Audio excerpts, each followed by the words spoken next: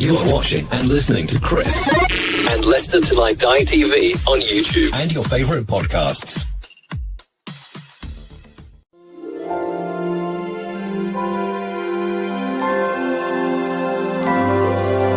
Happy holidays, I guess? Hello, Matt Elliott here. Hi, Alan Smith here. Hey guys, Ian Hume here. Hi everybody, Jerry Taggart here. Be sure to watch Chris and Leicester Till I Die TV for all the latest Leicester City news and information. You can also subscribe on YouTube and various social media channels. for the latest updates and news on Leicester City Football. Come on, you foxes!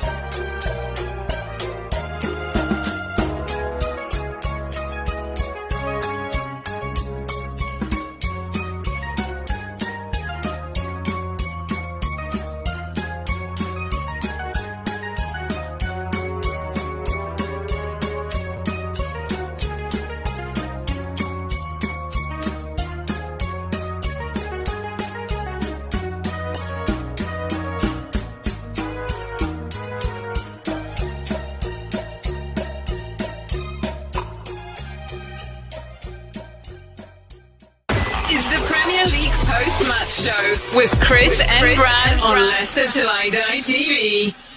Right, Chris. All right there. All right at the back. How the devil are you all? Don't ask me. I am still fuming from last night. New Christmas background you can see. Well, I tell you what, when the opposition players play Leicester, they must think it's Christmas every bloody day of every bloody match day, because we are gifting them goals, we are gifting them points. What is happening? This is Leicester Till I Die TV. You can watch and listen to us here.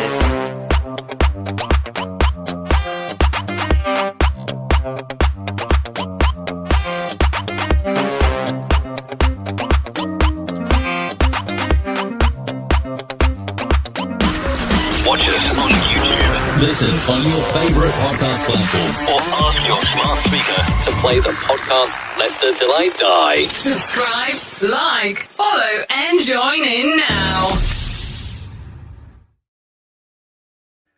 Indeed. Well, I was there last night. And what I'm going to say to you is, I'm going to bring Dave's comment up here, because Dave has comment. Good evening, David. How the devil are you, sir? Thanks for joining us. And he says here, hello, Chris. Hope the game experience for you being there was great despite the draw. Lots to complain about on the game, but we'll get to it in time. David, I'm glad the first comment agrees with me. And yes, we are going to get to it, and we're going to get it straight away with this.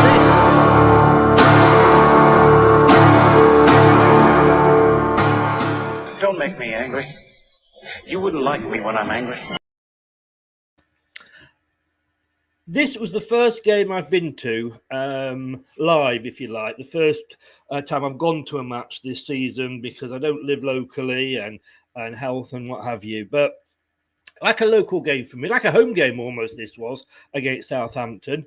And I was sat with the away fans, but I was sat 5 rows from the front, almost, between the penalty box line and the goalpost. So I had a great view of Leicester's defence in that first half.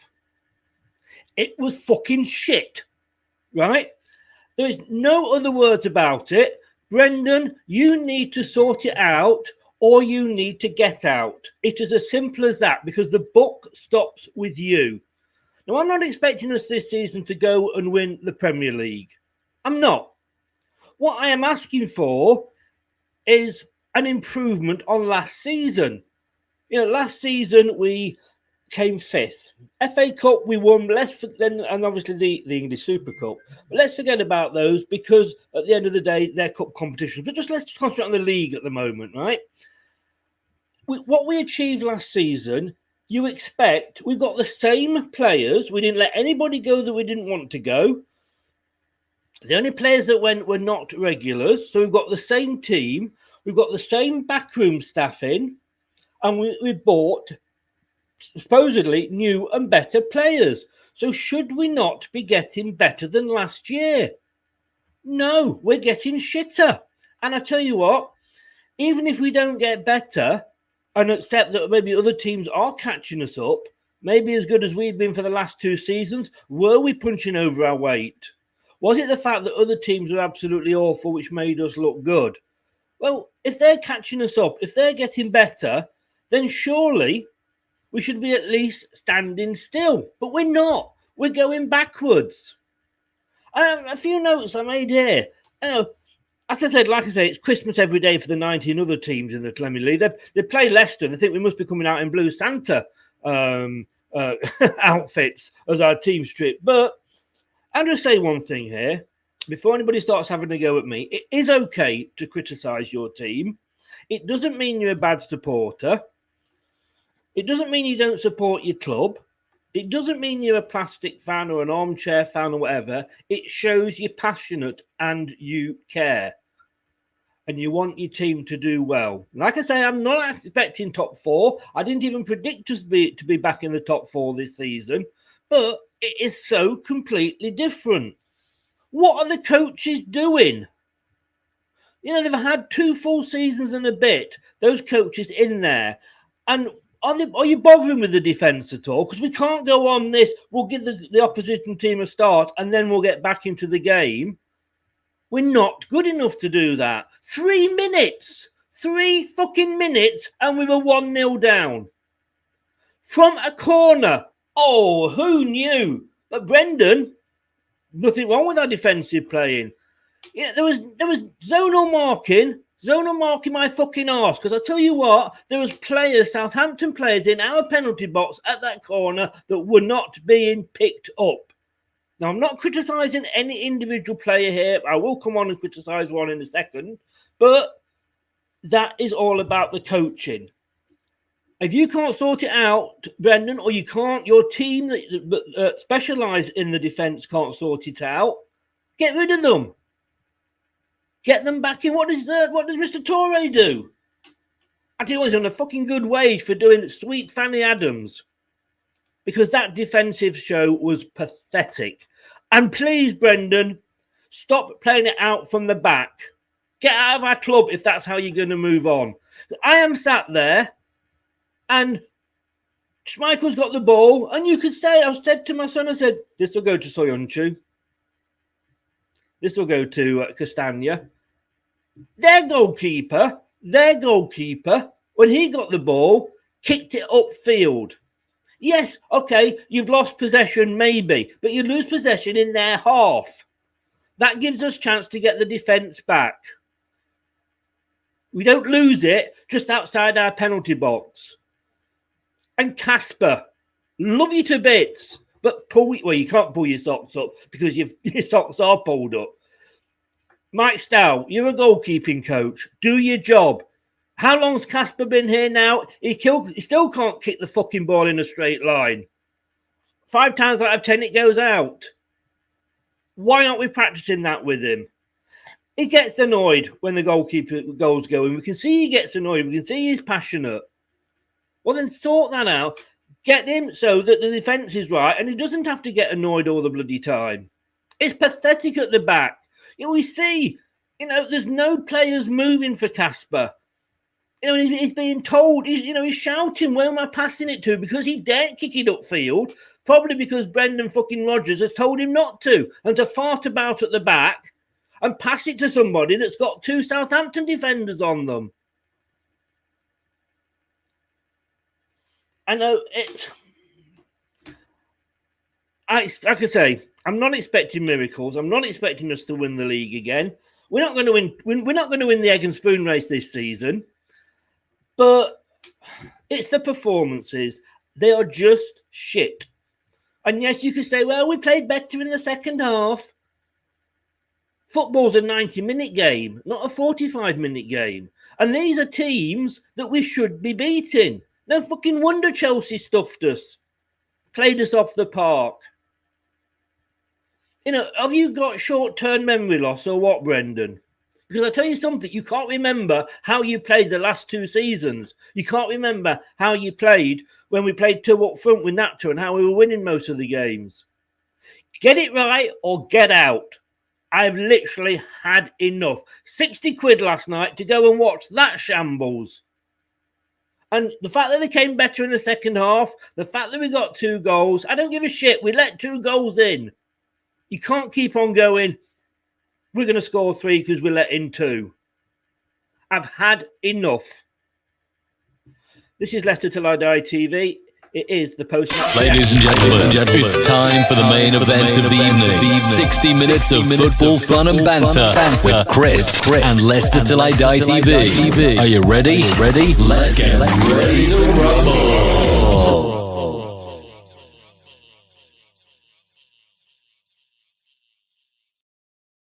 Maybe rumble's not the word. I don't know. Let's say a few more hellos. We said hello to David. He wasn't too happy either. Ankit, good evening. How the devil are you, sir? Rennie, hi. Well, I'm not the happiest, as you can say. Ankit, you're right. There is something wrong. Highly inconsistent Leicester been lately. It's been since the start of the season, and yet I say we kept a clean sheet for I think it was 3.27 minutes of a game. Woohoo! Well done, Brendan and your defensive coaches. 3 minutes of a clean sheet. It's not fucking good enough.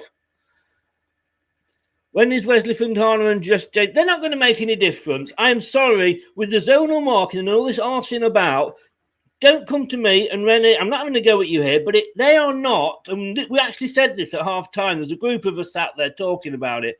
When they come back, we are not suddenly going to become this super team. It's going to be probably after Christmas. It's going to take them 4 or 5 games to get settled in. By the time they're back, the season's over. We've won fuck all. Yeah? Last season, we had more injuries at the back than we did this season. We were playing Christian Fuchs, for God's sake, dragging him on in his bath chair. Even when we got Wes on, Big Wes, he'd come on, score an own goal, but we were still winning. Oh. Bcrom, fire the set piece coach. Just fire the defensive coaches. Renee says you're right. Thank you very much. She agrees with. Oh, sorry, he agrees with me there. Thank you, Renee. David, so many questions to ask about defence. Let's start with this one. We give Evans credit for being a leader, and our rock yesterday, he was just as bad as the rest of our defensive. Can't he command? Hassan Ali, good evening, sir. How the devil are you? Welcome along. We need Tarkovsky. We need something at the back there, I'll tell you. Give Benkovic a shot. It can't get any worse. I'll be honest with you. It can't. I'll tell you something as well. I'll tell you this for now. We will not be signing any Southampton defenders this season. Do you know why? Because they're better than what we've got. And we only buy the shit defenders from them. I don't know what happened with this club. I don't either, but I know a man who might know what's happened with this club. Bring him in, Brad. Good evening, sir. Evening, Chris. It was nearly the next morning with that one. Yeah, well, I'm annoyed. You might be able to tell. I am not doing an on this day in history today because it was a game where we also let 4 goals in. So I'm not even going to go there with that one today. I tell you what, mate. Well, I'm going to try and be like that little blade that Thanos has. I'm going to try and perfectly balance everything out there as much as possible. I can drag a positive out of that as best I can anyway. I'm actually all right, to be honest with you, with given, and I agree with most of what you say, especially entirety pretty much about our defending from set pieces. It bores me to tears. There was a few things that we can get onto later in the show that I'll kind of counter-argue or make a case against some of the things you stated, if that makes sense. But yeah, look, I don't know why people thought Southampton were a walkover. We all misjudged a lot this season. We misjudged Palace. We've misjudged Brentford. A lot of people. We didn't. Me and you didn't. But a lot of people, fair enough, did judge a lot of people wrong. Well, I'm just going to say 1 second, Brad. I'm just going to. I've just got this email through from the club. I don't know if you can see it there. Does it show it? We responded well. No, it's Evans, Johnny Evans. We responded well. We shouldn't be responding, though, should we? We shouldn't. And look, no. And you're saying then, the point you just put up there, you're saying like, well, we've underestimated Palace, we've underestimated Southampton. Did we underestimate Norwich? Did we underestimate Burnley? I mean, there probably was an air of arrogance to that with some of them players. But surely we're sounding like, you know, and the utter BS that Brendan's coming out with after games, it sounds like one of those. It sounded like Steve Bruce, to be honest with you, trying to defend the indefensible. We're sounding like we're a club that's getting relegated, and Brendan's coming out, wheeling out the same, oh, you know, we had a better second half. It's 90 minutes game. And we're 2 points off 6. Yeah, sorry. Is there any Leicester fans that thought after qualifying for Europe and winning the FA Cup we should suddenly be granted and stroll right into the top 4? No. What I was saying was not top 4, but we shouldn't be any worse. If we were playing as good as we were last season, we wouldn't be 2 points off the top 4. We'd be in there, whether we'd stay there or not, obviously. Considering last season, yet again, we fell from grace from 3rd all the way down to 5th and ended up where we were. You 2 weeks ago, mate, we were sat in here, and correct me if I'm wrong, we were sat in here and you was bringing up the fact we weren't too far off the table. You were talking about fans lowering their expectations. You were happy with Brendan maybe balancing it out and saying that we've overachieved to a point with what it is. And maybe this is a season we come from behind. We actually gained a useful point last night in a very, very poor, for the majority of it, performance. And we're actually now a point closer to where we were after the Watford game. So I can see the frustration. This isn't Chelsea or Arsenal. This isn't Chelsea or Arsenal. This is Southampton. We're making excuses for bad results against teams we should be beating. Okay, we beat Southampton 9-0. They came to the King Power and beat us 2-1. Yeah, I'm not expecting a 9-0. I'm not expecting a 9-0. What you're expecting is because we did it once, we should always beat them there. When in that exact same season, mate, they came to the King Power and beat us 2-1. Like you just said, a team that we beat 9-0, less than a few months later, were in red hot form and came to our ground, and beat us 2-1. Well, again, maybe that's Rodgers isn't very good at keeping us consistent then. And I ask, would you be raging so much about our back line if Vardy had tucked away his chance and that killer save from McCarthy didn't make it at least 3-2? Because I was sat behind the goal. You say a game's played over 90 minutes. Well, combine the 90 minute, mate, there was only one team that was winning that 3-2. It weren't Southampton. Southampton had as good a chance to win that.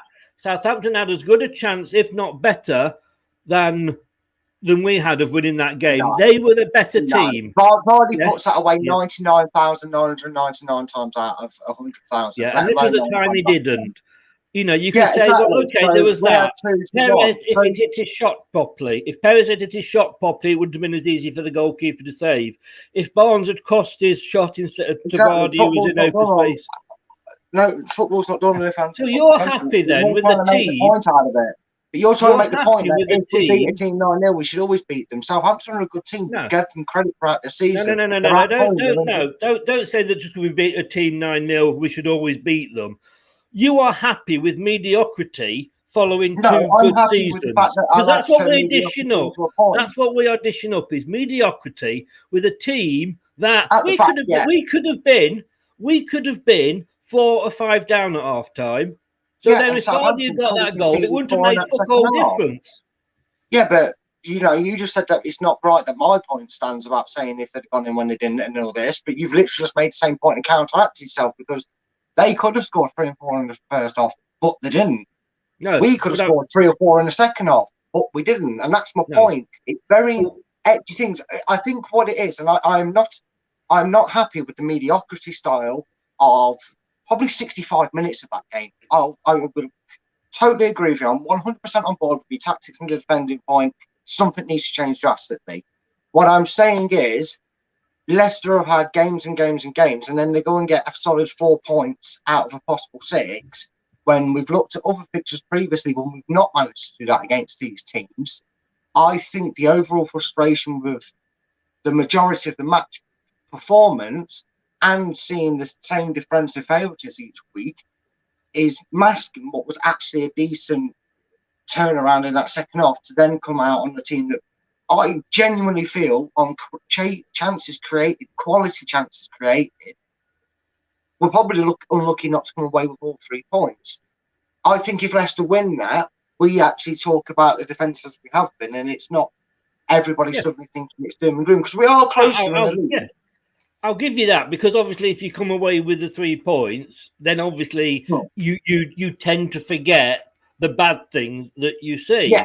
And that is a very valid point. For me, having been there, so it's the first time I've seen a match that's not been on the telly this season, and you can see there's no movement from the players.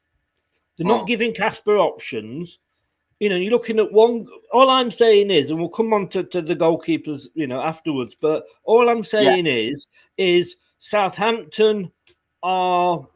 We'll forget the 9-0, because the 9-0, it was a one-off. It's never going to happen again or whatever. We know that. So let's just forget that, the 9-0. I'm just looking at the table. I mean, we are not beating teams that we should be beating.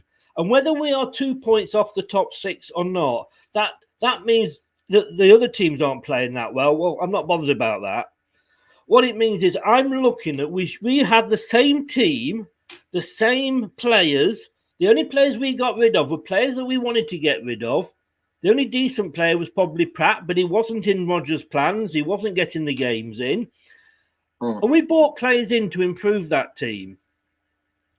And we've got the same coaching staff. So that the coaching staff that's taken us to 2 fifth places, that kept us in the top 4 for 38 weeks for 2 seasons running, and we drop out on the last week of the season and playing, reasonable football.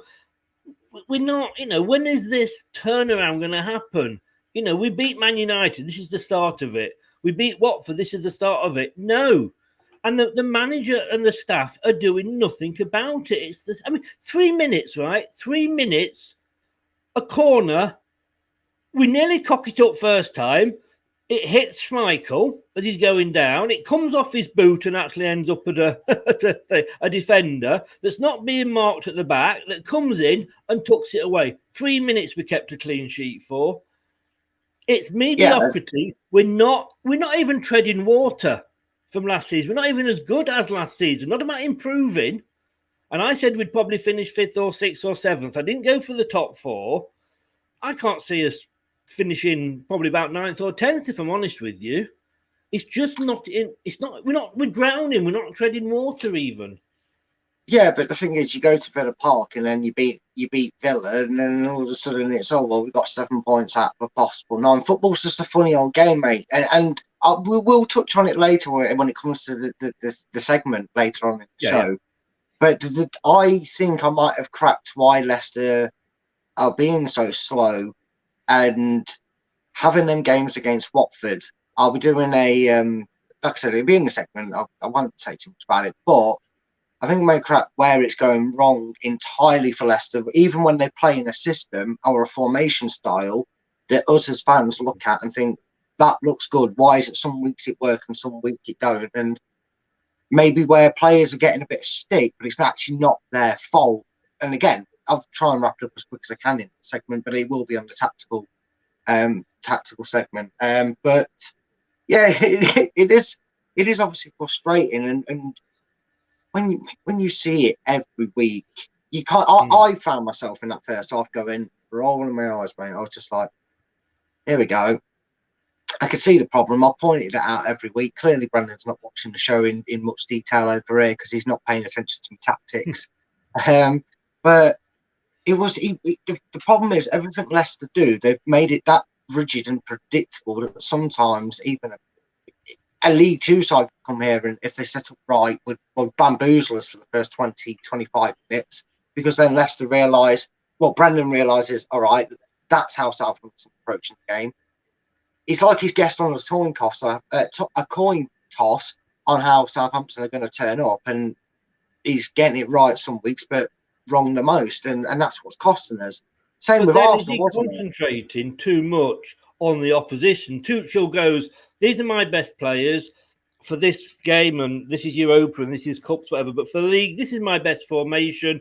This is what I'm sticking at. The players I've got will fit into one formation, and I will keep that formation week in, week out. I'm not bothered about you. You should be bothered about us. Again, it's different managers and different styles. It's hard to compare. Look, it works for Tuchel. It works for the players he's got at Chelsea. He goes elsewhere, it probably still works. But then one club he might go to, his way might not work. And then it will do when he gets his players in that he wants. And Brendan's been here long enough to get the players in that he wants. Yeah, but they're playing as well. And he's been letting them play for a long time. And Perez still getting game time. And it's probably because it was his first signing. He wanted him to work really well in the Leicester squad. It's the only reason I can see that he still gets game time. I was actually pleased when they brought Perez on, because I thought he can't be as bad as the other 10 that are still on the pitch. Well, I tell you what, mate, when he came on, he had the ball for about a minute and a half there. I didn't see him again. I'm not saying he did, but that was it. Yeah, I know. I'm saying it, and he still does it. Even when you're actually glad to see him. Even when you're actually glad to see him get on the bench and maybe just change things, you still just... That's how bad it's getting. That's how bad it's getting. I honestly, at one point, was shouting out to get the women on. I know they haven't won a game this season, but they could have played better than the men did last night. It was embarrassing. It wouldn't have been embarrassing if we'd been a Norwich, or if we'd been a Brentford, or if we'd been a Millwall coming up to play. But it was embarrassing that this was a Leicester. This was a Leicester that has finished 5th, a Leicester that was for 2 seasons running, that can play really, really well. And we're not doing. We've not kept a clean sheet since day one. You know, and okay, you were saying we're 8th in the table with 19 points. Yes, we are 2 points off Wolves. Arsenal are playing tonight and they're in 5th. So if they win, we suddenly go 8 points behind 5th. 8 points. So we need to get at least a couple of wins, 3 wins to even catch them up. I couldn't see us winning against bloody Flintstones, I'll tell you. But Southampton, who are in 16th place, are only 3 points off us. So, you know, we're almost as close to the bottom of the table as we are to the top. And I can't see this team. Yeah. So what does that tell you, though? What does that tell you? We're not playing very well. Well, no, that just... No, you're only looking at it with one narrowed vision. You've literally just said, right, and this is also... Think about what you said last week when we was in a similar position before we played Watford. We have extended our gap from the relegation zone. Southampton are above that, so I'm guessing we're like 7, 8, 9 points off the relegation, if not more, right? So we've extended our gap and closed it. We're 9 points. We're 9 points. Yeah. But because the performance was for the majority was bad, and because we didn't get a win, and the point didn't, was a bit of a look about it in a sense. A lot of people, I'm guessing, the sense of opinion is all of a sudden, when we were 5 points closer to relegation, but only 1 win away from the top 5, it wasn't so bad. Now even though we're 2 points away from top 6, European football, because now fans are thinking, we've got more chance of losing to than we have winning to, it's suddenly bad that we're 6 points off a team in 16th. That just shows you how close the division is. For Southampton, I think, have been in the top half this season, and now the 16th. We're seeing Brighton slowly fall down the ladder from their start. This has been a very competitive middle of the table where everybody's beating everybody. It actually reminds me of us, Brad. You what, mate? Maybe we should get Potter in. I'm joking with that one. I'm joking with that one. No, don't start me on the rant. The thing is, though, and I'm not saying that what you're saying is not making sense. And I love the fact that we have different opinions. That's what it's all about. But what I'm surprised at is we'd been having this conversation 4 seasons ago under 12, I would have kind of got it. But we're having this conversation after 2 seasons when we were playing well. And we're now having this, but we're only this many points off. We're only this, we've only scored 2 goals less than we've conceded. It's only. But we're not only shit, we're totally shit at the moment. Yeah, but what I would say is go back and look at over the last, I don't know, 20, maybe you have to look over literally the 20-year period here. I keep forgetting we're in 2021, nearly 2020. Scary. But go back to other teams of similar caliber to Leicester, not now, but at that point in time when they first started. Go back to your Tottenham's first venture. Go back to your West Ham's first ventures and your Everton's first ventures, and they're probably the 3 mainstay teams. Even Wolves this season as well, right? Have been a team. Them 4 clubs that I've just named have had their stints to break into the top 6 or the top 7 or whatever you want to call it now, whatever it is, right? And when they've done it, maybe not Spurs, but the rest of them have all struggled on that 3rd season. It's like West Ham's 5th attempt at Europe, and this is the final time they've cracked it through the group stage. So, is the season really as bad as it's looking? Well, yes. On the pitch. Yes, on the pitch. Yes, it is. It is really looking bad, and but in terms of what you're actually seeing, Leicester can afford to draw at Naples and get out their group. So they've qualified from every group they've ever played in Europe when they've been in the European competition. They beat Villa and results go their way, and suddenly they're 6th.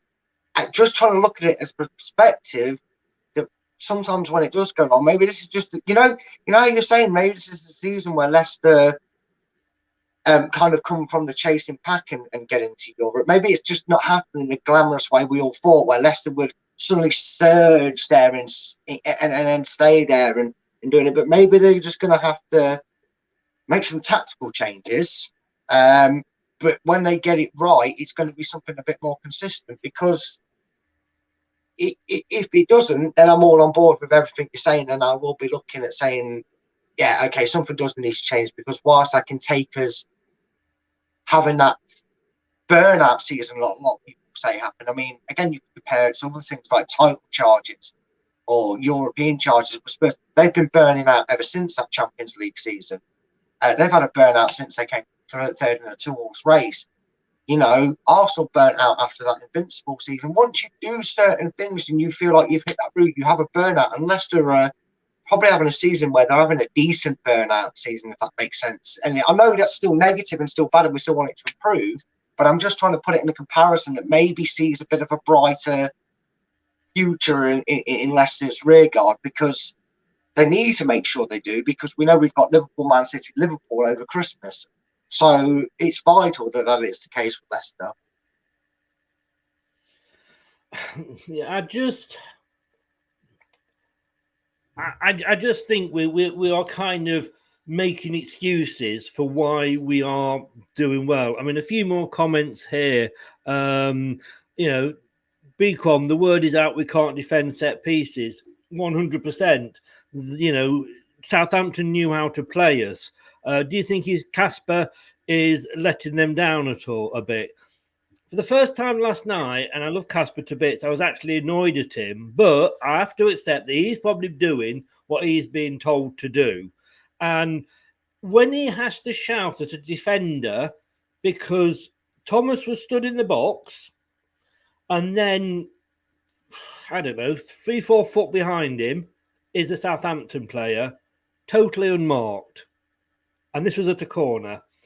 Why isn't he? You cannot leave an opposing player unmarked in your own box. Zonal marking, Brendan, it doesn't work. Because if it was working, we wouldn't have only 1 clean sheet this system. Rip it up, put it in the bin and start it again. Schoolboy defending, says Facebook user. You know what? No, schoolboy defending would be better than that, because the coaches would have them marking people. The coach would have them going in on people. No, so it's worse than schoolboy defending. Rene goes really far, says, I really want Rodgers out soon. The funny thing is, I was talking to, Doug, the Liverpool fan. Yes, and yes. Yeah, he has his own channel, and he said it's Rodgers' third season burnout. This is what happened at Liverpool. He got to his third season. Again, third season burnout, so the statement stands that it's something that happened. Yeah, so maybe we should cut our losses and, go. Claudio was the same. If that's the case, then you might as well just hire a manager on a 3-year deal and then, or a 2-year deal and bring some else in. This is what they do in Italy. This is why Watford do it, because Claudio said when he came to Watford and he was asked, is he worried about losing his job, quite quickly? And he said, but it's how Italians do it. Fabrizio has said they take a manager on, get him to do 2 good seasons, get rid of him, bring another manager in. We might not agree with it. It works for Chelsea. I mean, how long has their longest manager been there? Yeah. 2 seasons? But the problem is, and I don't know all the politics or all the financial states between the English Premier League and the Italian League. I'm guessing it's vastly superior over here than it is over there. And I'm not saying don't get a lot of wealth from it all, but I can't imagine we know the financial state of the Premier League, it's abysmal. And the problem is, are you going to turn around to, say, a Pep Guardiola or a Jurgen Klopp, who are managers that are proving you can do it for more than 3 seasons? Are you suddenly going to say to them, well, thanks for winning us everything, but just in case you don't win us something next year, we're going to get rid of you? That's where I have the problem with it. Because then it's all right in the Italian game, but the Italian game is a lot more rooted to its grounds with the managers there and how they do things. Most teams don't go off the stray path with how they like to play football either. The managers in there don't do much too different. It's very versatile in England. You sack a manager after 2 years, no player's going to want to come to you. You're going to be stuck with a team. Well, you say that, and I used to think that, but hang on a second. Mourinho need never work again with the money he's earned from sackings. He could be he could own a football club. If that was the case, nobody would be going to Chelsea. Nobody would be going to Watford. Managers go in now. They get these contracts. And they know that if it fails, it fails. I walk off with 3 million. Thank you very much. But yet again, would I be right in saying that Jose Mourinho's reigns were 3 seasons and no more? Probably. Because but then... I'm just saying, though, you might be bringing up these points and very valid with them, but they're also backing up the fact that there is definitely such a psychology between in managers that I think makes them hit the panic button. And I think what it does is they go, okay, what have I achieved here? Right, I brought good players. And I'm just doing it on a less perspective. I brought European football. I haven't quite managed Champions League football. But I brought a trophy, 2 trophies to the club. Done really well. Where do I need to improve? Could get top 4, that'd be what we struggled with, we burn out near the end of the season. We burn out here.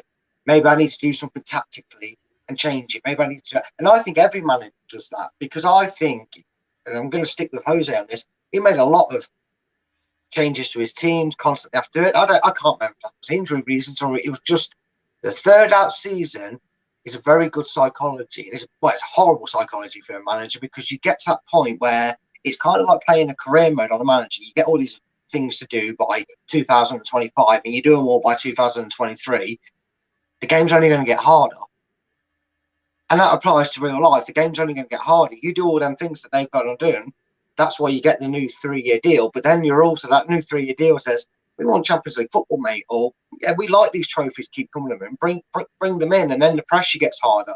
And I think, unless you've got a team suited and booted like Man City were and like Liverpool have become over the last 5 to 6 seasons, And Chelsea, I would give Chelsea that, especially with the right manager in charge as well, as obviously plays his part. I just don't know.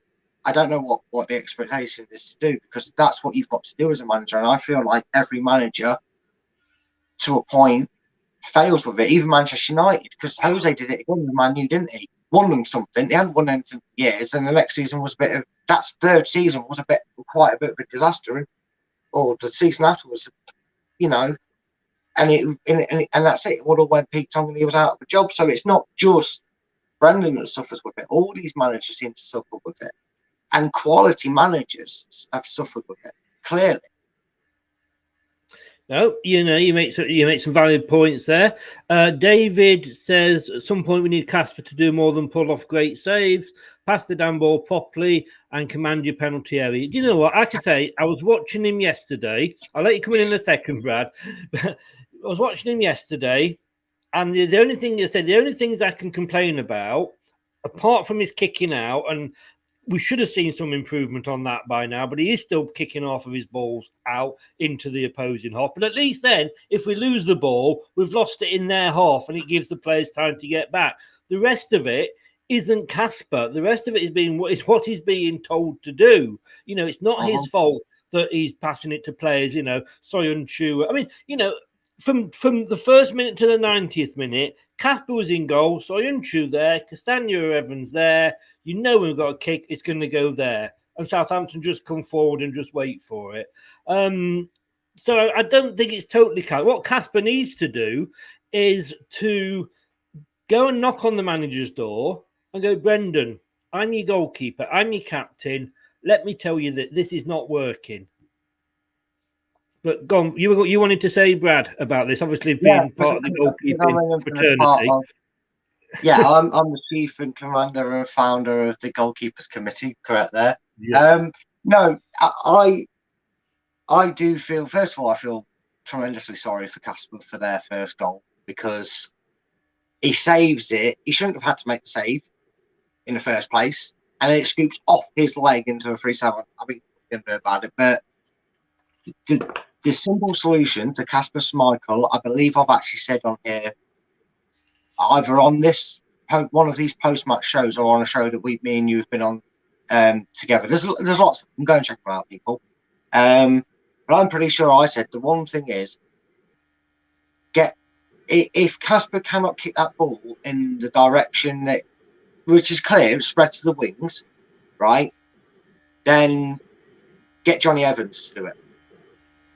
Or get Soyuncu to do it. Work a centre-back to get them to do it. Because it used to be a thing. There's nothing wrong with it. I've had to do it. No, you're right. Yeah, totally right.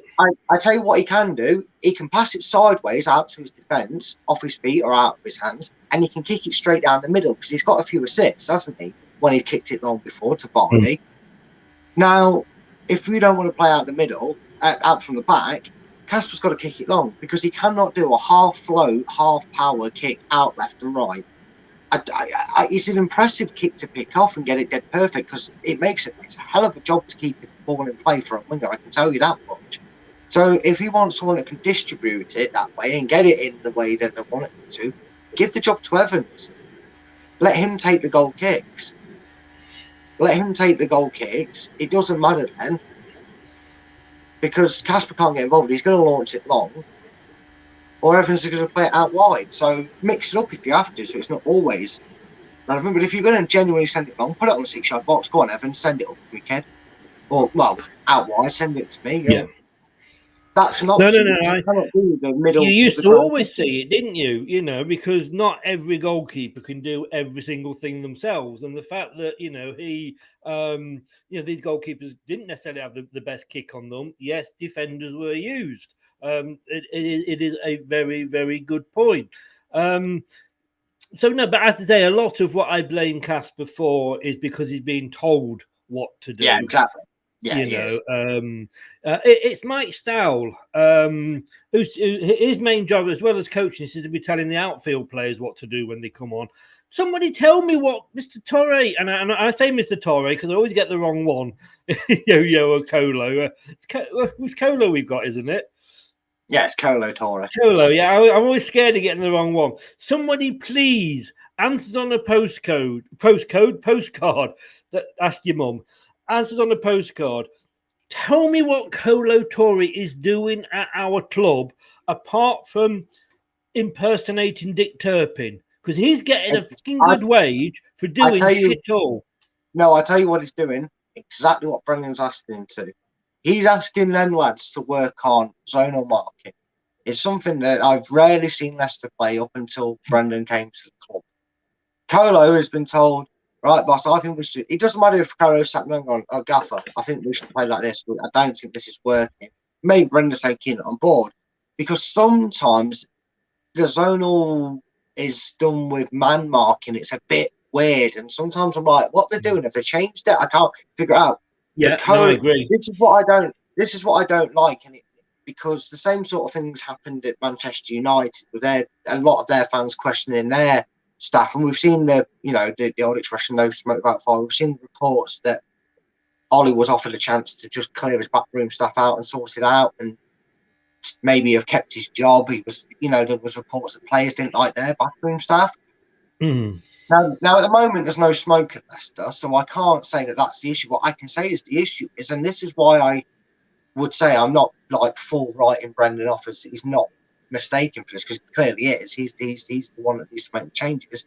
But I think Kolo Toure has gone, all right, I've tried to say it to him. He's not listening. Or maybe he agrees with him. Maybe he thinks these lads can play this way, and he's not. But he's gone, that's what I want you to work with. Right, you go with Kolo, defensive duties. They know what they're working on, but they just can't do it. They're not the style of players for it. No, you're right. I mean, I can say, whichever way you look at it, the book will stop with Brendan Rodgers. And, it has to. It's his job being a manager. Of course. It's what he gets paid, the big bucks. Well, he's the fourth highest paid manager in the Premier League, allegedly. Well, if you're the fourth highest paid manager, Brendan, why aren't we sat in fourth? This was the team, Brad, and I must admit, when I saw that, I thought, yep, that's a damn good team. It did well for us against Watford in the snow. But I tell you something, you know what they always used to say about Lampard and Gerrard? Yeah. I think it's the same with Ndidi and Soumare. I don't think they can play together. Because when Dewsbury Hall came on, we suddenly became a lot more attacking. Now, that coincided with maybe the better second half. But, I just don't think... I think they're too similar now, I just... Maybe with Aston Villa, KDH should be getting his start. They can and they can't. And I don't want to really... Sort of, that's just giving me an idea. And I'm not sure if I want to really touch too much on it for later on in the show. But I do get that. I think more consistently they don't get on, but at the moment we haven't got a Yuri Tillman, so it is what it is. Are we a one-man team, though? No, we're not. But for what we're expecting from Bakore in the second half, we have got a KDH for, and that for me. Well, again, I'll go more in details into it, but they don't seem to work, but honestly, they can work together because we've seen them do some impressive performances. And again, I can't really answer the question properly for you, Chris, but I can later on in the show when it comes. Well, I'll tell you what, mate. I'll tell you what. As you mentioned it, why don't we do it now? All right, then, yeah, that's fine. I've got it in. Brilliant. It's that time of the show, ladies and gentlemen, when Brad gets his bits out for the show and puts them on display. Yeah, here we go. Let's just get his I don't know. Actually, I did have some music for you, Brad. Here we go. This is it.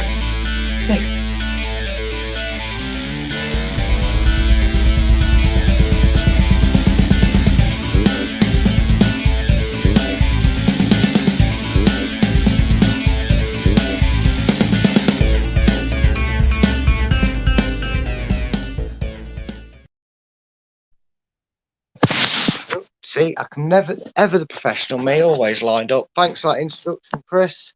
So, obviously, we're going to talk about the Southampton game. Welcome to you that are listening on the podcast version. As always, I'll try and be as descriptive as possible so you guys can visualize it as best as you can. So first of all, I'm going to show something a bit different to what I normally do. So I hope people tell me what you think in the comments if you like this, or if me just do a formation lineup and talk about it that way. I'm going to discuss the elephant in the room, which is the Leicester press. And mainly I'm going to start with the first half. Now, to make it a bit easier for you people, I have ordered a pack of blue, so all these won't be confusing people with the colours that they are. But these are red. They might look orange, but I assure you they're red. So this is Southampton, this is Leicester. What went wrong in the first half of the Leicester press? Well, the problem is, and we'll play a game of Spot the Difference later on. The problem is Southampton pressed a very high line. And in regards to why Samore and indeed don't work, is they sit in between the gaps of the three pressing Southampton attack, which pressed our back line well, which curved into a three, depending on which side Leicester were trying to go down, whether it was the right with Castagnet and whether it's the left and with Luke Thomas. They sat in between their gaps. If you can imagine a three-man defensive line being pressed by a three-man attack line and where the gaps would be, they're sat just behind the gap, sort of anticipating a cut-through pass. And the problem also was that meant that up here in our half was Adamona Luckman and Harvey Barnes and James Maddison, and you then had Vardy left on his front, and you're thinking, oh, where are the wing backs? Well, I get to that because obviously one of them is already in here, and the other two centre backs are there, which meant that if Leicester were attacking down this way, that the left back or right back subsequently had to then make that an almost defensive front line of four, just sat in front of the attack line of Southampton. But what happened is because they pressed so well, that forced the likes of Samore and Ndidi to push in between them gaps instead of sitting behind them to come and collect the ball, which meant that Castagnet would have to chase back, and likewise so would Luke Thomas, to try and make sure they gave an easier option for them to play it out wide onto the wings to break up some space. And then what that did is, because it had taken so long, is the likes of Harvey Barnes and Lukeman were found wanting the ball, so came to track back into their own half. But then what that meant is that even if Leicester did break away in this sort of just inside their own half, or started to try and break down the wings in their own half, there was a massive open gap between it, and it's literally between the Southampton attack and where Maddison, who would have still been in our own half, is. So from our edge of our own box, between there and halfway inside Southampton's half, there was probably a 40-yard gap where no blue shirt was available in an attacking sense. They were all back defending. So where did that improve in the second half? Well, it improved quite easily with one change that I did just mention there at half time, and I'll show you in a second why Ndidi and Samore do work but don't work in this case. I'll just quickly get to the tactic point though. So the biggest change was, and it was a system change, and I'm sorry to confuse you with colours, but I will name the players as I put them on. Ndidi still sat in front of the defence, but Kieran Dewsbury Hall and Maddison were played there, and then Leicester played a back four. So I'll get rid of the press so you can see. Sorry, Southampton, off you go. So Leicester played with a back four. I can't be asked to colour differentiate with that. But then they obviously played with the three up front in a 4-3-3. Instead of playing how they did in the first half, so I can show it to you tactically more visually for you, they basically played like that with an inward press three at the defence to try and push out. And basically, when Leicester went to this formation with Kieran Dewsbury Hall and Maddison, it instantly created space for Leicester, so that even when they were caught, still trying to play that three-man defence with a pushing right back or left back slotting into that gap, they had an outlet, and then they had a further outlet, and that's exactly what they were able to create against Watford. So where is the problem? Why did Leicester dramatically improve and suddenly start getting bodies forward and suddenly start breaking with a bit more pace more regularly, while still on occasion suffering to clear the ball out quickly and move forward, which drove everybody potty at stages, but they did it more frequently. So what's the difference? Why did Samore and Ndidi, and why are they so pivotal to where it's all going wrong for Leicester? Well, here's the thing. This is Watford. I'm going to sod him off there. This is Leicester. When Leicester tried the three-man press against Watford, first of all, they did it about 5 yards further up the pitch, and were probably about 5 yards in front of the edge of the penalty box. Watford pressed, but they pressed cautiously.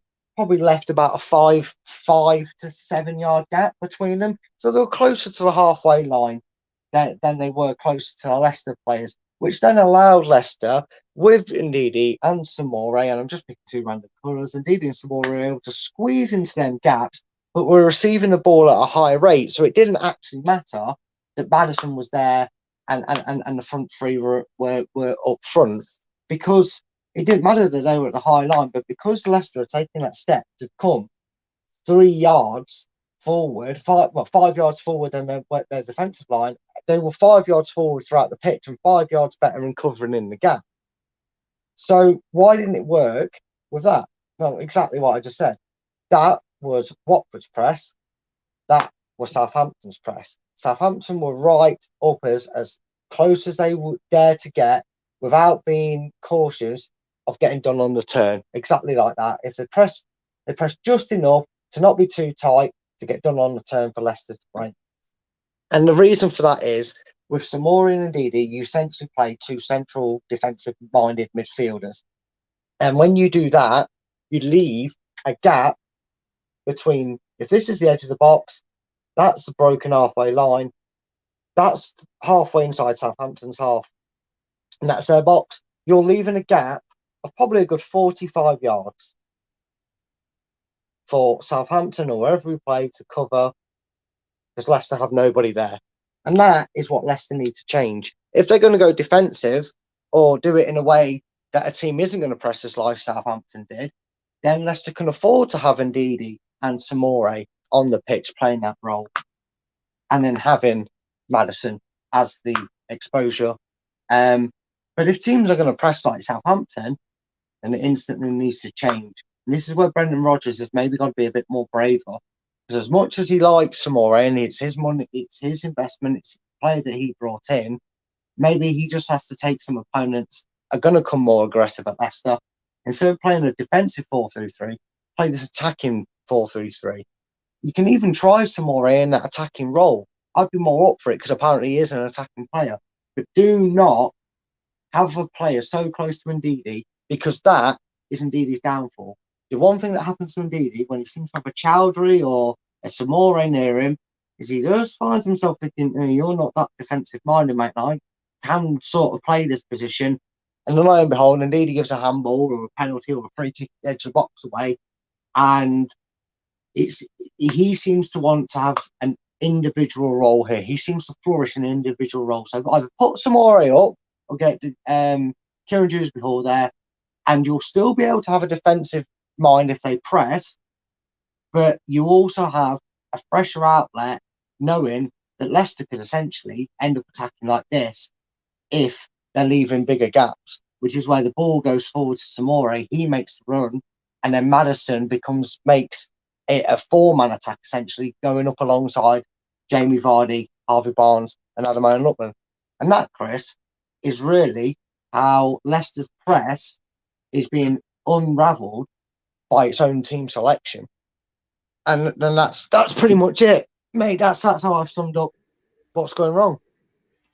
And very well summed up as well, if I may say so, sir. Thank you. I thought you were just going to say, welcome to the Leicester Press, the Leicester Mercury. Thank you. Good night. Brad said, Rennie says Brad is good at the Leicester Press. I don't know about this one though, Rennie. You go Chris in and Brad in, and Rodgers out and Golo out. No, I'll tell you what. We see each other enough. Might as well. Brad knows what he's talking about. I don't, so I'll let Brad do it on his own. Here we go then. Leicester City have scored. I mean, that was brilliant, Brad. Thank you very much for that, as always. That was excellent. Leicester City have scored and conceded in 14 consecutive away Premier League games, stretching back to a 2-1 win at Aston Villa in February. It is a joint record in Premier League history. along with a 14-game run for Blackburn Rovers in 2011-12. Yeah, another particular thing that we don't want. Brendan Rodgers has also he managed Liverpool for 122 games. It's coming up close. Last night was his 100th game, and he's only the 9th manager in Premier League history to manage 100+ games for more than one club. Big Crom says, "Hi, you two for Sky Sports. If they were going to pay us, I think we'd both go and do it, wouldn't we, Brad?" Yes. Brad says, "Brookline, and good evening, Brookline. How the devil are you? Do you think indeed he has the skill to play that central pivot? Great at making tackles, but not so good at breaking the press." See, he can be good at it though, especially if he knows in his eye line he's got a very quick out route towards he can do, because indeed he does like to get himself he gets himself in front of a play. He's quick to the ball, and if he can break that up the way he does do when he stood on his own, sometimes individual brilliance only comes by literally being an individual. I don't mean like he's going to be ball greedy or anything. What I mean is he's so cautious of having to not work along with someone, but also be cautious and aware that he's got a teammate very close playing the same position to him, that it kind of brings him into his defensive shell. When he's on his own in that pivot, he's a different defender altogether. We see the Ndidi that has the highest tackles, the highest interception, and a good counter-attacking pass rate.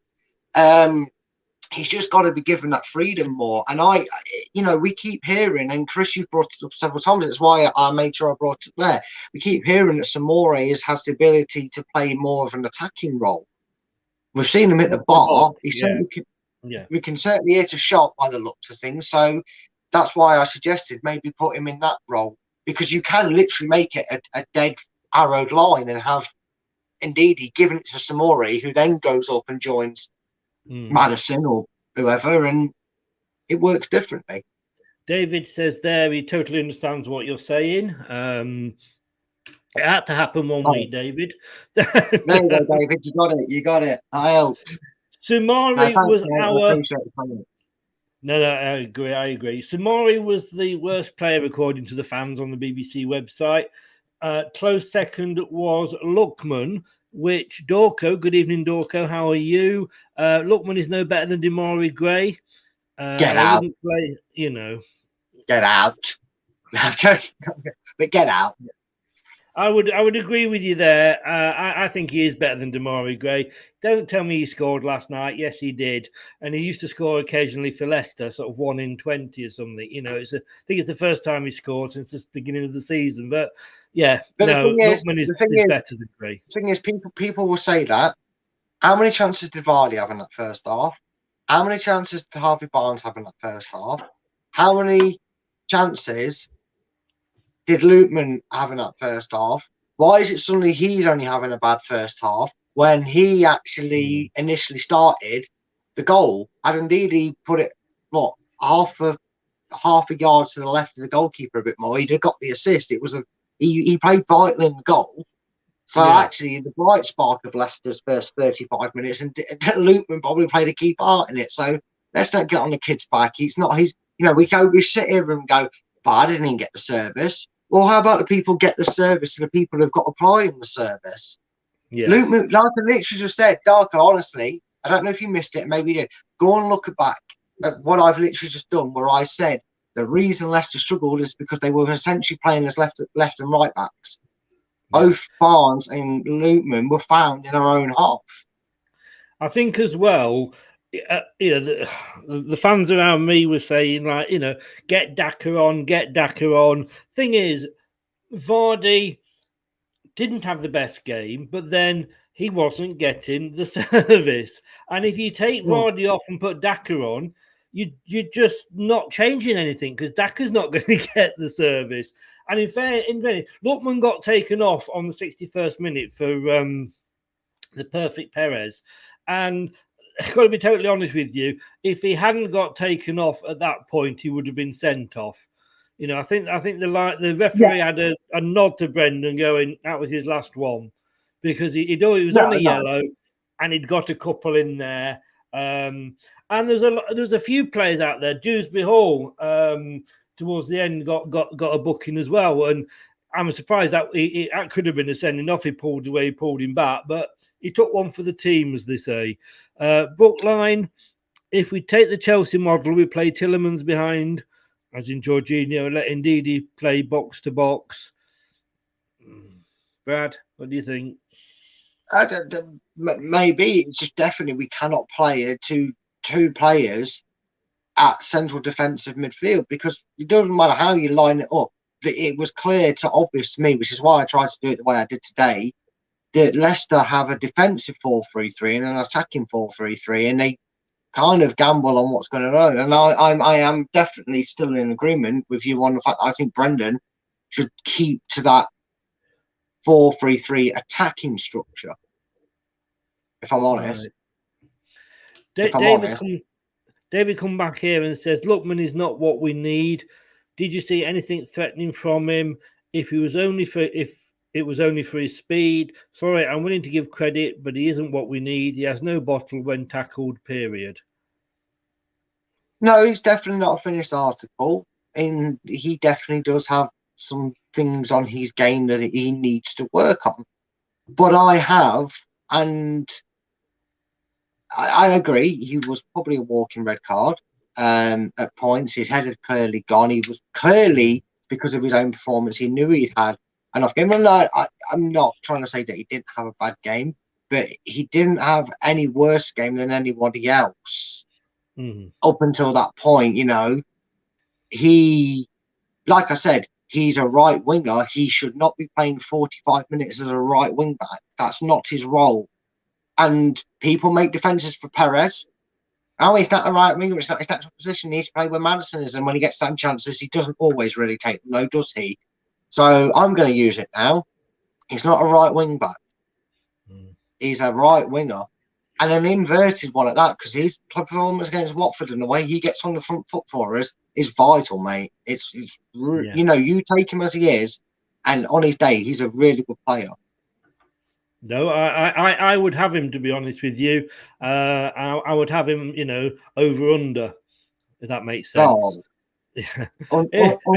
Under and Gazelle combined couldn't get any ahead of him. Quick word from Brendan. My answer is I don't have the first damn clue. I shouldn't have to keep playing that every week. Brad, we're going to have a look in a second at the man of the match and the ratings and see what you think. Straight back after this.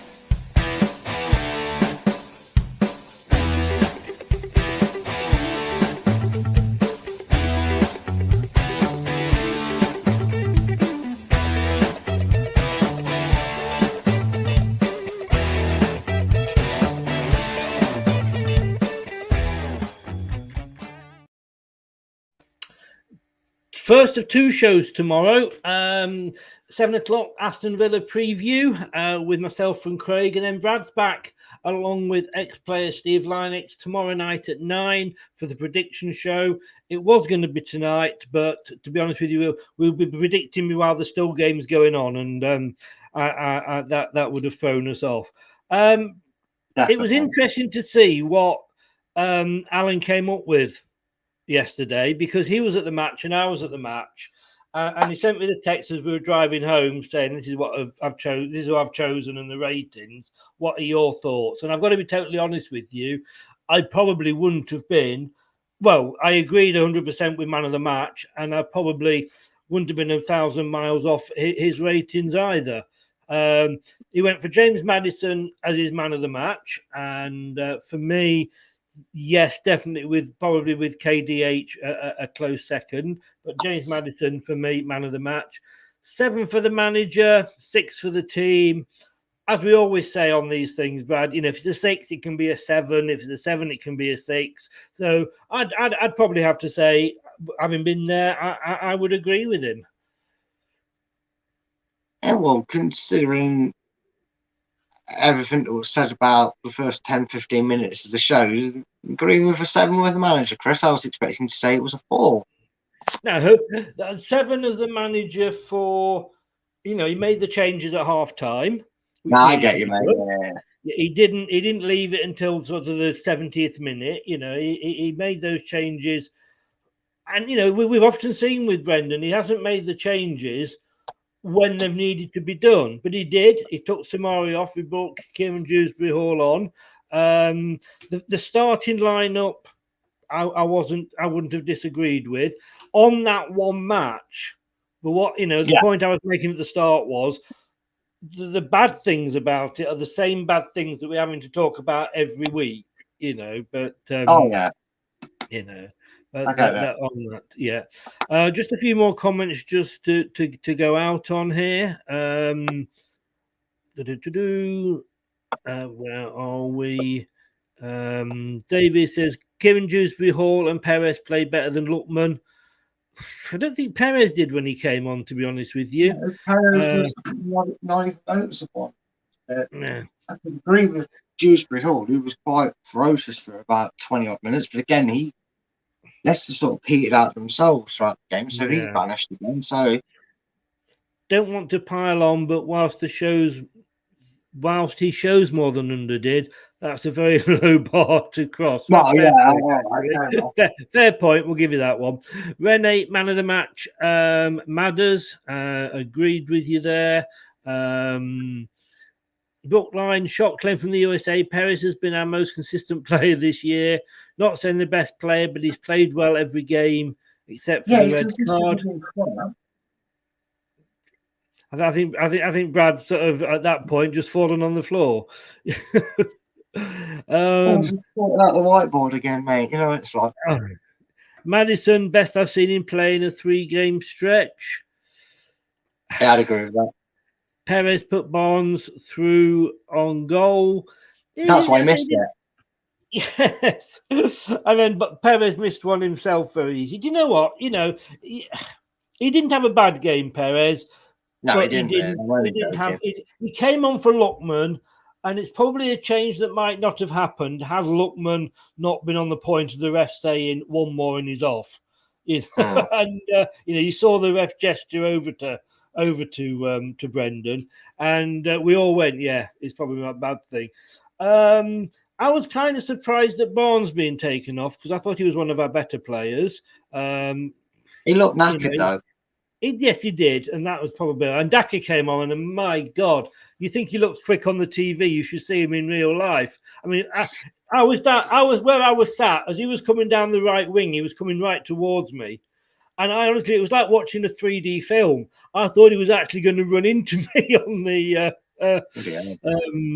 in the crowd. And Rennie said, "How did Vardy miss open goal?" Do you know what I mean? Yeah, he leant back too much. Yes, on another day that would have gone in, you know what I mean? So, but there we go. Brad, as always, thank you very much, young man. No worries, it's been a pleasure, mate. It was a good one to review. As always, I think your reviews are you. I don't think it's gonna be a bad game for you to review this season. The way things are going, you know. No, that's it now. Now you've queued it. We'll draw 0-0 with Villa. It'll be the most boringest game ever, and I won't have anything to do.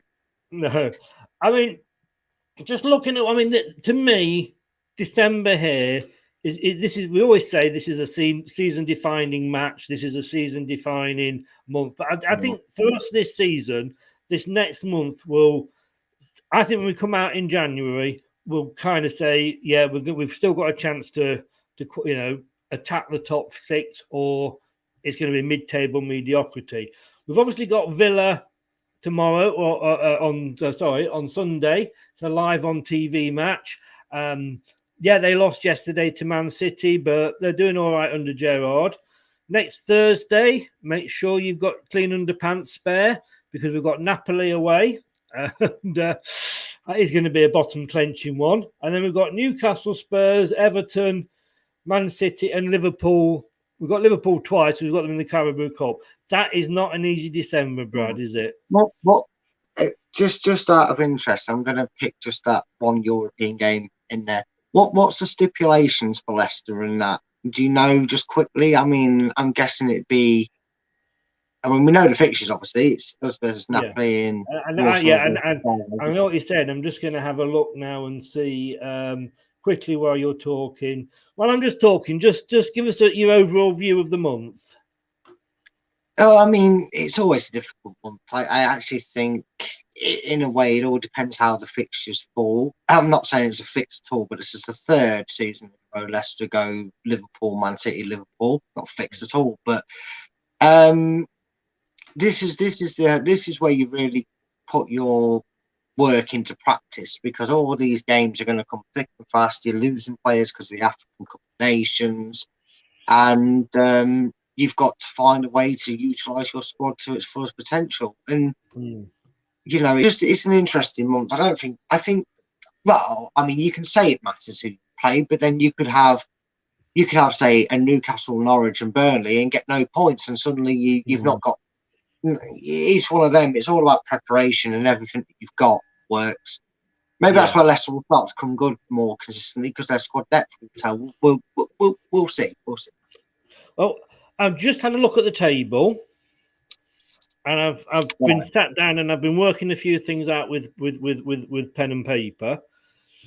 Yeah. And this is. I haven't been on the internet at all, guys, and I'm not looking. I'm looking over at my bit of paper. Not at this. No, I got it on the UEFA website, guys. Not that you ever doubted it. Leicester can still finish top. That's the main thing. That's the good news. Leicester can finish top, guys. Right. So Napoli are hosting Leicester. Legia Warsaw are hosting Spartak Moscow. So Leicester will finish first if they win, or if both games are drawn. Right. Leicester will finish second if they lose and the other game is drawn. Leicester cannot finish below third. Yes. So Spartak will finish first if they win and Leicester do not. Yeah. Spartak will finish second if both they and Leicester win, or if both games are drawn. Spartak will finish third if they draw and Napoli win, or if both they and Napoli lose. I hope you're noting this. I'm going to ask you questions after. Napoli will finish first if they win and Spartak do not. Napoli will finish second if both they and Spartak win. Napoli will finish third if both games are drawn, or if they lose and Legia do not win. Legia Warsaw will finish second if they win. Legia will finish fourth if they do not win. So, question. No, I'm only joking. There is so much. I mean, from a neutral's point of view, if you just love watching football, and it reminds me very much of that the Germany, Portugal, France World Cup group. Yeah. And I can't remember who the fourth team was in there. That was Switzerland. Hungary, that's it, Hungary. Who and it, anybody could. Well, on that last day, I think everybody took a turn at being top on the last game in the group. So we need a win, and if we win, we're top. We're through. We don't have to qualify. Or if we draw, the games drawn as well. That would be a change, wouldn't it? Because you just imagine go and beat Villa on weekend and then go to Napoli's and win there, and then all of a sudden Leicester are through and Brendan's got himself further than he's ever got in Europe. Well, no, he won't. He'll be equal further, won't? Is it the round of 16? Yeah, I think he skips that round. The thing is, Spartak Moscow have only drawn one game. Legia Warsaw haven't drawn any at all, so a draw is unlikely with that one. Secure draw. Come on. Yeah. I'm not going through the. If we win, we're through. That's all that matters. We've got to go and win. Yeah, that is true. It's all right. Tottenham are winning their game. Oh, never mind. I don't know who they're playing. Oh, I've just scrolled it off the screen. Oh, I can't remember. It doesn't matter. Doesn't matter. So, Brad, thank you so much, young man. As always, great. And as always, your tactical bit was absolutely brilliant. Thank you so much for doing that, as always.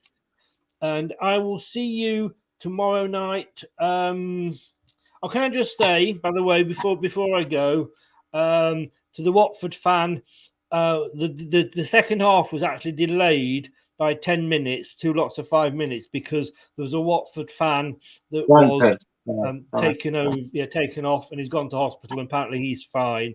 And what was nice to see, when he was actually finally carried down down the entrance to the concourse, which was on the far side to the dugouts. You know, all the Leicester fans applauded as well, so that was nice to see. That's good then. So, that's good. Yeah, they're 1-0 up against Brentford. Sorry, just Brentford. That's it. But anyway, see you tomorrow at 9, Brad. Yeah, I will see you tomorrow at 9, mate. Yeah, and I've got 11 points this week on my predictions. I'm going to have to, whatever I go for tomorrow, I'm going to have to stick with. Well, I haven't checked mine. I think I've done all right. I don't think I think you had 8 when I checked, mate. Yeah, I'm not doing too bad. That's not too bad. 8. I'd take 8 on a normal week. Yeah, I mate. got 2 spot on. That was it. Oh, Brad, nice. thanks very much, mate. See you tomorrow at 9. See you tomorrow. See you, everybody. Thanks, guys. So, Brad, great as always, and we don't always agree, but we do it nicely. 7 o'clock tomorrow, I'm back with Craig for the Aston Villa preview. Yes, indeed. So we'll see you then. Thanks for joining in. Thanks to everybody that that joins in the chat. David, thanks for all you do. Chris, Brad, I really enjoy these Leicester streams, even when I'm steaming off a bad performance. Thanks for joining us, David. Hey, you remember me at the start? I was going off. I was having my angry rant. Rennie Brookline, thanks very much for joining us as always. David, like I say, Dorco, thanks for popping on. B-Crom, thank you as well, young man. And anybody else, Anthony, we didn't get a chance to talk to you about your question about Arsenal and Man United. I do apologise. And David Gamble as well, thank you very much. Like I say, thanks very much for everything.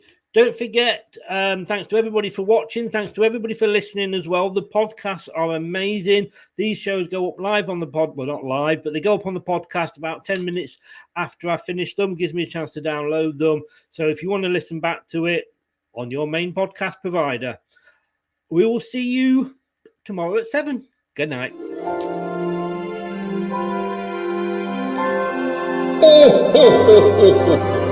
Thank you for watching. Have a Merry Christmas and a Happy New Year. Hello, Matt Elliott here. Hi, Alan Smith here. Hey guys, Ian Hume here. Hi everybody, Jerry Taggart here. Be sure to watch Chris and Leicester Till I Die TV for all the latest Leicester City news and information. You can also subscribe on YouTube and various social media channels for the latest updates and news on Leicester City. Come on, you foxes!